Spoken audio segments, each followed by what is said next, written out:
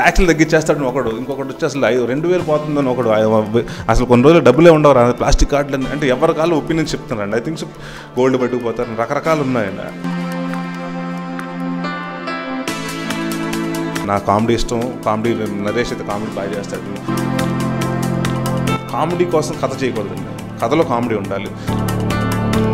Change can't be over నైట్లో అయిపోదండి change. So it's going to be added advantage అండి, double feast bonanza. మీ ఇద్దరు కలిసి దెయ్యం కాంబినేషన్ తోటే.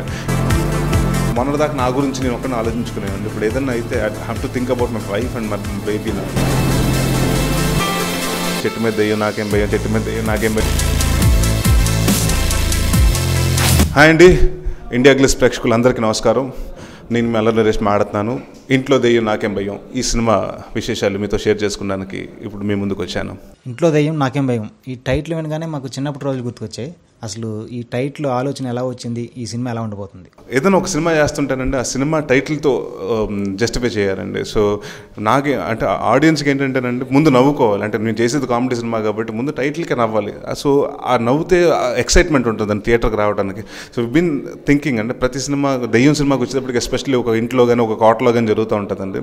సో చిన్నప్పుడు అందరూ వినే ఉంటారు, అంటే ఎప్పుడన్నా చీకట్లో వెళ్తుంటే చెట్టు మీద దెయ్యం నాకేం భయం, చెట్టు మీద దెయ్యం నాకేం భయం అని అనుకుంటూ వెళ్తూ ఉంటారు. సో అది బాగా అందరికీ తెలుసు, అందరి నోట్లో నాన్న ఈ పదం కాబట్టి ఇంట్లో దెయ్యం నాకేం భయం అని పెడితే బాగుంటుందని అంటే బండి రమేష్ గారని ఒక కూడా ఆయన సజెస్ట్ చేశారండి టైటిల్. సో మా సినిమాకి ఇది పర్ఫెక్ట్ అనుకుని మేము పెడతాం జరిగింది. అండ్ చాలామంది అండి పెట్టిన తర్వాత అంటే ఒక క్వశ్చన్ ఏంటంటే అడిగింది, ఏంటంటే ఇంట్లో దెయ్యం నాకేం భయం అంటే వైఫుల గురించి అని. వైఫుల గురించి కాదండి, ఈ సినిమాలో నిజంగా దెయ్యాలు ఉంటాయి. సో దెయ్యం గురించి అనుకునే పెట్టింది. సో మీరు తప్పుగా అనుకోవద్దు. అండ్ కాన్సెప్ట్ అనేటప్పటికీ దెయ్యం సినిమా, ఈ అన్ని సినిమాలు ఉన్నాయి, ఈ సినిమా ఎందుకు చూడాలని మీరు అడగొచ్చు. ప్రతి సినిమా వచ్చేటప్పటికంటే ఒక పాడుపడిపోయిన బంగ్లాలో హీరో నమ్మడు, దెయ్యాలంటే నమ్మడు, వెళ్ళి ఏమవుతుందని చూసుకుంటాను అని అక్కడికి వెళ్ళిన తర్వాత అక్కడ ఎన్కౌంటర్ అయ్యే ఇన్సిడెంట్స్ ఉంటాయి. బట్ ఈ సినిమాకి వచ్చేటప్పటికంటే ఒక పెళ్ళింట్లో అంటే దాదాపు 20-30 మంది ఎప్పుడు కలకలలాడే ఇంట్లో ఒక దెయ్యం ఉంటుంది. ఆ పెళ్లి జరగనివ్వకుండా వాడు హీరో వచ్చి అంటే మంత్రాలు అంటే ఈ సినిమాలో నా క్యారెక్టర్ ఏంటంటే బేసిక్గా బ్యాండ్ వాయిస్తుంటాడండి. సో వాడికి అసలు వాడికి సంబంధం లేని బ్యాక్గ్రౌండ్లో ఒక మాంత్రికుడిగా వచ్చి తెలియకుండా ఎరకపోయి వచ్చి ఇరుక్కుపోయాడు అంటాడు. అలాగ అయిపోయి అక్కడ దెయ్యం మధ్యన ఇటు రాజేంద్ర ప్రసాద్ గారి మధ్యన శాండ్విచ్ అయ్యే క్యారెక్టర్. సో దెయ్యాన్ని ఈడెలా భయపెట్టాడు, దెయ్యం ఇతన్ని ఎలా భయపెట్టింది అని మీరు డెఫినెట్గా అన్నీ మీకు నవ్వు వస్తూ ఉంటుందండి ఆడియన్స్కి. డైరెక్టర్ నాగేశ్వర రెడ్డి గారితో మీరు సీమశాస్త్రి అలాగే సేమ్ టపాకే సినిమా చేశారు. ఈసారి మీరు ఇద్దరు కలిసి చేసిన సినిమా అంటే టైటిల్ కూడా అలాగే సేమ్ అనే మీద వస్తుందేమో అని అనుకున్నాం. మరి అలా కాకుండా ఇలా పెట్టడానికి రీజన్ ఏంటి? అసలు అలాగే పెట్టాలని ఆలోచన అనిపించిందా మీకు? లేదు అంటే చాలామంది అడిగారండి, ఏంటంటే ఫస్ట్ సేమ శాస్త్రి పెట్టారు, దాని తర్వాత సేమ టపాకే పెట్టారు, ఇప్పుడు ఏంటంటే సేమలో దెయ్యం నాకేం భయం పెడతారు అనుకున్నారు. అలాంటిది అనుకోలేదండి. అంటే ఎప్పుడు అంటే ఏ సినిమాకి అంటే ఆ కథ డిమాండ్స్ ద టైటిల్ అండి, అంతేగాని మాకు సెంటిమెంట్గా కలిసి వచ్చింది అని ఎప్పుడు అనుకోలేదండి. అండ్ ఈ సినిమాకి డైరెక్టర్ నాగేష్ రెడ్డి గారు నేను ముందు అనుకున్నప్పుడు అంటే 2-3 కథలు అనుకున్నామండి చేసిన తర్వాత. బట్ ఏదో కొత్తగా చేయాలి, ఎందుకంటే ఒక హ్యాట్రిక్ కాంబినేషన్ తెలియనప్పుడు ఒక ట్రేడ్లో ఎక్స్పెక్టేషన్ అండి, ఒక బిజినెస్ పాయింట్ ఆఫ్ వ్యూలో కానివ్వండి, లేకపోతే ఒక డిస్ట్రిబ్యూటర్ ఎగ్జిబ్యూటర్ పాయింట్ ఆఫ్ వ్యూలో వచ్చిన ఎక్స్పెక్టేషన్స్ ఉంటుంది. సో తెలియకుండా మాకు ఆ భయాలు ఎక్కువైనాయండి. ఓకే జాగ్రత్త ఈసారి ఎక్స్పెక్టేషన్కి రీచ్ అవ్వాలని. సో నేను అదే చెప్పానండి, ఆయన ముందు 2 కథలు చెప్తే నార్మల్గా సోషల్ కథలు చెప్తే ఏదైనా ఎక్కట్లేదు సార్, ఏదైనా కొంచెం కొత్తగా చేస్తే బాగుంటుంది అంటే ఆయన ఒక 1 వీక్ టైం ఇవ్వరు నాకని 1 వీక్ తర్వాత లేటర్ వచ్చి చెప్పారండి. ఇప్పటివరకు నేను మొత్తం చూసాను హీరో, నువ్వు చేసిన 51 సినిమాలు మొత్తం చేసుకుంటే నువ్వు చేంజ్ జానర్స్ ఏంటని చూస్తే హారర్ కామెడీ చేయలేదు, చేస్తే ఎలా ఉంటుంది అన్నాను. చాలా బాగుంటుందని హారర్ కామెడీ, బట్ చాలా కొత్తగా ఉండాలి, ఎందుకంటే నా దగ్గర నుంచి ఎక్కువ కామెడీ ఎక్స్పెక్ట్ చేస్తారు. సో చాలా కొత్తగా ఉండాలంటే then he came with this point అండి.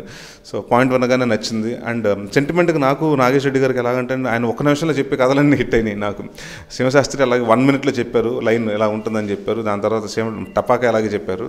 అండ్ ఈ సినిమా కూడా అలాగే జరిగిందండి. So it's I think so తెలియకుండా అలా కుదిరింది ఈ సినిమా కూడా. సో డెఫినెట్గా హ్యాట్రిక్ కాంబినేషన్ పెద్ద సక్సెస్ అవుతుంది అనుకుంటున్నాను. ఈ సినిమాలో ఉన్న హైలైట్స్ ఏంటి? అంటే జనరల్గా నరేష్ అంటేనే కామెడీ ఉంటుందని తెలిసింది, బట్ ఈ సినిమాలో నరేష్తో రాజేంద్ర ప్రసాద్ గారు ఉన్నారు. So it's going to be an added advantage అండి, డబుల్ ఫీస్ట్ బొనాన్సా. మీ ఇద్దరు కలిసి దెయ్యం కాంబినేషన్ తోటే, సోలోగా కాకుండా మీ ఇద్దరం మా కాంబినేషన్ కలిసి ఒక దెయ్యంతో వస్తున్నాం. సో దెయ్యంతో వచ్చి మేము ఎలా భయపడ్డాం, మిమ్మల్ని ఎలా పెట్టిస్తాం అనేది it will be highlight thing అండి. I think so. అసలు ఈ సినిమాలో ఇద్దరు హీరోయిన్స్ ఉన్నారు కదా, మరి రొమాన్స్ ఎలా ఉండబోతుంది? బోత్ హీరోయిన్స్ అండి, మౌర్యాని అండ్ ఈ సినిమాలో Krittika, both heroines. And already వాళ్ళిద్దరు కొన్ని ముందు సినిమాలు చేస్తున్నారు అండి, కొత్త పరిచయాలు ఏం కాదు. అండ్ ఇద్దరు అంటే నాట్ ఓన్లీ ఫర్ ఏదో సాంగ్స్ ఫర్ సేక్ ఆఫ్ సాంగ్స్కి రావటం, లేకపోతే గ్లామ్ కోసం రావటం ఉండదండి. ఈ సినిమాలో పర్ఫార్మెన్స్ నిజంగా వాళ్ళ క్యారెక్టర్స్ కూడా అసలు యాక్టర్స్ అంటే వాళ్ళకి డాన్స్లు అంత ఇంపార్టెన్స్ ఉంటుందో అంతే సేమ్ టైం పర్ఫార్మెన్స్ కూడా ఇంపార్టెంట్ ఉంటుంది. ఎస్పెషలీ కృతిక అండ్ మౌర్యాని లాస్ట్ క్లైమాక్స్లో బాగా కష్టపడ్డారు. అండ్ అంటే ఈ సినిమా ప్రతిరోజు షూటింగ్ వెళ్తుంటే ఎవరో ఒకరు వేలాడుతూ ఉండేవారండి షూటింగ్లో, ఎందుకంటే దయ్యం వచ్చి ఎవరో ఒకరు కొడుతూ ఉండేది. ఒకరోజు రాజేంద్ర ప్రసాద్ గారు హ్యాంగ్ అవుతుంటారు, అంటే హ్యాంగింగ్ ఆన్ ద సెట్ అంటారు చూసారా. సో ఈ సినిమాలో ఎక్కువ మంది, నేను ఒకరోజు హ్యాంగ్ అయ్యేవాడిని. సో దాదాపు అండి ప్రతి వాళ్ళు కష్టపడి, ఎందుకంటే ఫర్ మాకైతే అలవాటు అయి ఉంటుందండి హార్నెస్లు కట్టుకుంటాం కానివ్వండి, బట్ అమ్మాయిలకు అంతంతసేపు ఎస్పెషల్లీ మౌర్యాని అండి సిటీ సెంటర్ 7th floor నుంచి అంటే ఆ అమ్మాయిని ఎంత ఫుద్దుగా అడిగా ఉంటే అక్కడి నుంచి పడాలమ్మా చేస్తావా అంటే నేను డైరెక్టర్ గారు అనుకున్నప్పుడు హీరో ఇలా పడుతున్నాం అంటే ఓకే సార్ రోపులు కడుతున్నాం అది ఇది అనుకుని మేము ఫిక్స్ అయ్యండి. నేను ఏమన్నానంటే సార్ ఆ మధ్యన ఆ అమ్మాయి కూడా బాగుంటుందండి, ఇంటర్ కట్లో నాది ఆ అమ్మాయి పడతాం ఫాలోయింగ్ బాగుంటుందంటే డైరెక్టర్ గారు అడిగారు ఓకే మౌర్యాని నువ్వు పడతావు అంటే సార్ కింద బెడ్లు వేస్తే పడిపోతాను. మా ఇద్దరికి షాక్ అండి, బెడ్లు వేయటం ఏంటండి, ఆ అమ్మాయి నిజంగా జంప్ చేసేయాలనుకుంది. అంటే కాదమ్మా రోపులు ఉంటాయని. సో అంటే మాకు యాజ్ అంటే జెంట్స్కి it will be more comfort అండి, కొంత లేడీస్కి. బట్ హార్నెస్లో ఉన్నా కూడా never an moment they never complaint అండి. So they really work really hard అండి బోత్ యాక్ట్రెసెస్. ఈ మధ్య మీరు కాస్త వెనకబడ్డారు, అంటే దీనికి కారణం స్టార్ హీరోలు కూడా కామెడీ చేస్తున్నారు, ఇది ఒక్క కారణం అనుకోవచ్చా మీరు వెనకబడ్డానికి? ఎంటర్టైన్మెంట్ అలాని కాదండి, ఎంటర్టైన్మెంట్ ఎవరు చేసినా చూస్తారండి. ఎందుకంటే సినిమా అనేది ఇవాళ కొత్త అంటే ఆడియన్స్కి ఏమైపోతుందంటే ప్రతి సినిమాలో ఎంత సీరియస్ సినిమా కూడా ఈ సినిమాలో కామెడీ లేదంటున్నారు. సో ప్రతి దాంట్లో ఎక్స్పెక్ట్ చేస్తానండి కామెడీ అన్నది it's become a key factor. So నా సినిమా బై అందరి సినిమాలో కామెడీ అన్నది ఒక పార్ట్ ఆఫ్ సినిమాలో కామెడీ ఉండాలండి. నా సినిమా వచ్చేటప్పుడు రైట్ ఫ్రమ్ స్టార్టింగ్ నా పేరు ముఖేష్ గారి నుంచి ఎండ్ వరకు కామెడీ ఉంటానే ఉండాలండి.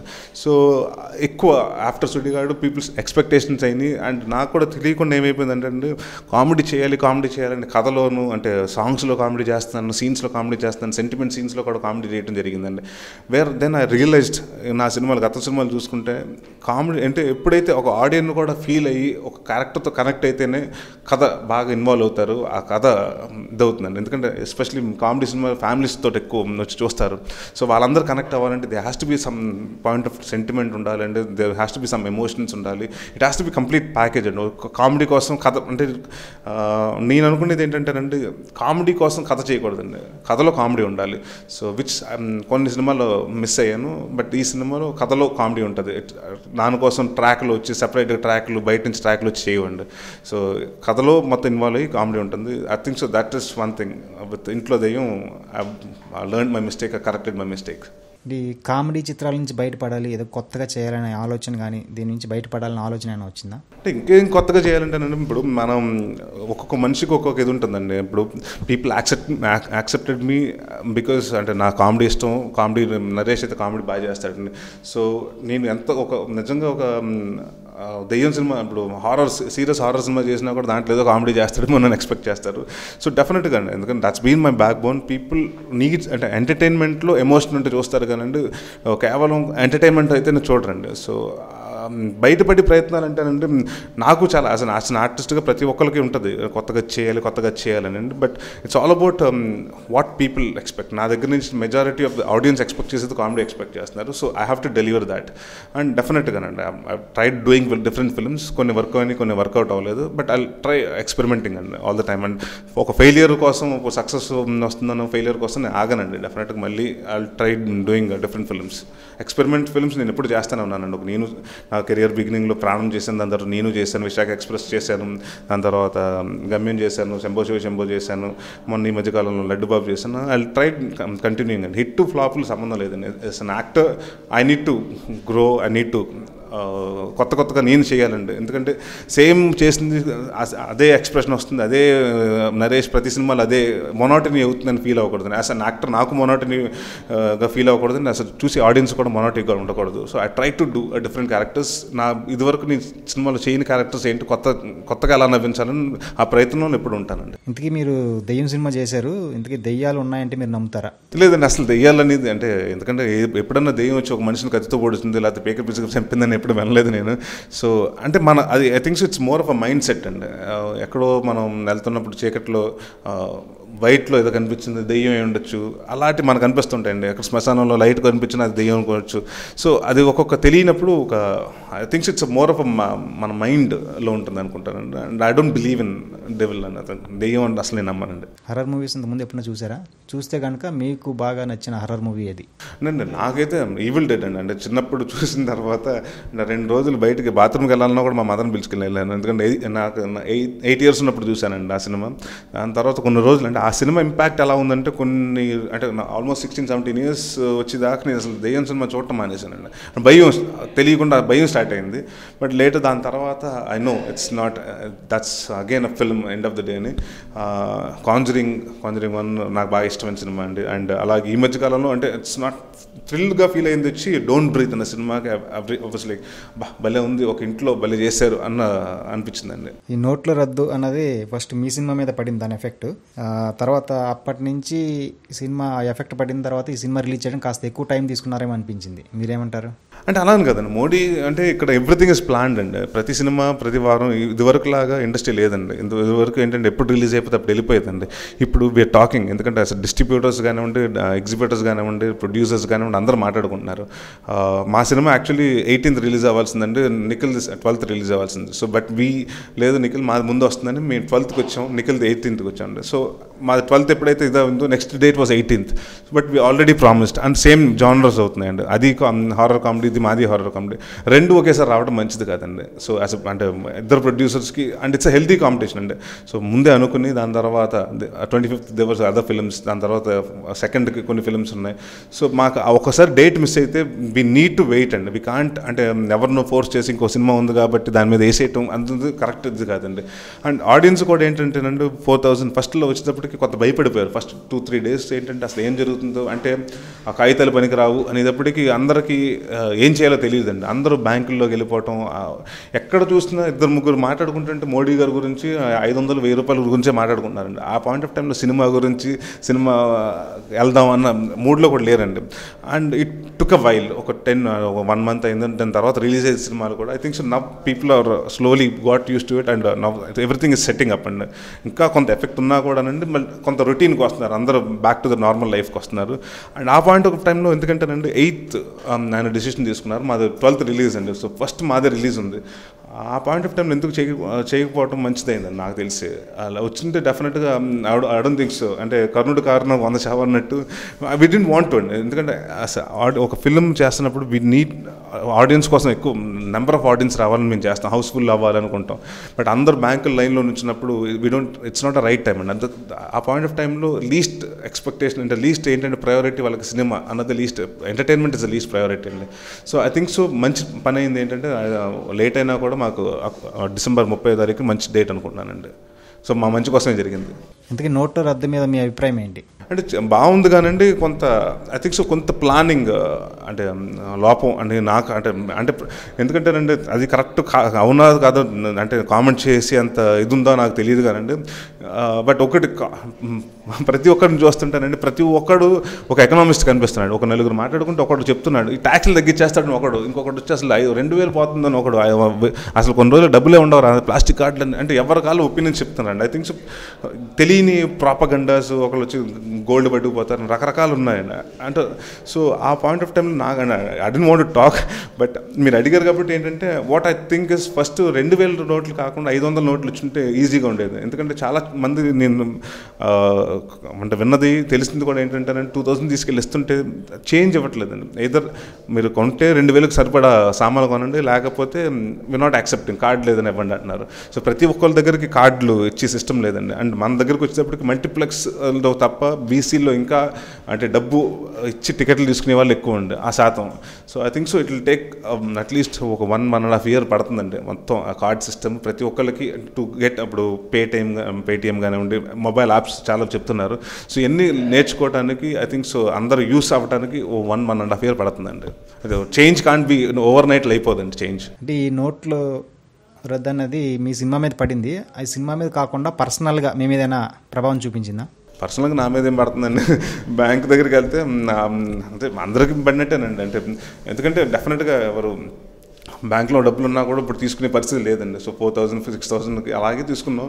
అండ్ బేసిక్గా I always use much of cards అండి. సో ఎఫెక్ట్ అంటే నాకేం పెద్ద తెలియదు కానండి, but I been seeing people అంటే అరౌండ్ అంటే బాగా అవగాహన లేని వాళ్ళకండి పాపం, అంటే డైలీ వేజెస్ పనిచేసే వాళ్ళకి. అంటే నా ఇండస్ట్రీలో చూస్తే కూడా అండి ఇప్పుడు చాలామంది లైట్ మెన్స్ కానివ్వండి, ప్రొడక్షన్ వాళ్ళు కానివ్వండి, వాళ్ళు they work on daily wages basis అనమాట. వాళ్ళకి బాగా కొంచెం ఎఫెక్ట్ పడిందండి.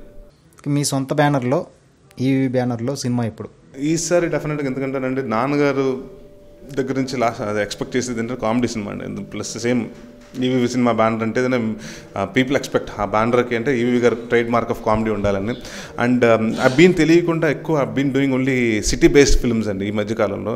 సో మళ్ళీ విలేజ్ బెండప్పారావు కానివ్వండి, అలాంటి సినిమా ఒక betting Bangarraju village based comedy కోసం బీన్ ట్రైంగ్ టు కథను ఎదుగుతున్నామండి. సో అదే నాన్నగారు బర్త్డే అండి June 10th we're trying to launch the film అండి. కథలు వింటున్నానండి. సో మంచి విలేజ్ కథ కోసం ప్రయత్నం చేస్తున్నాం.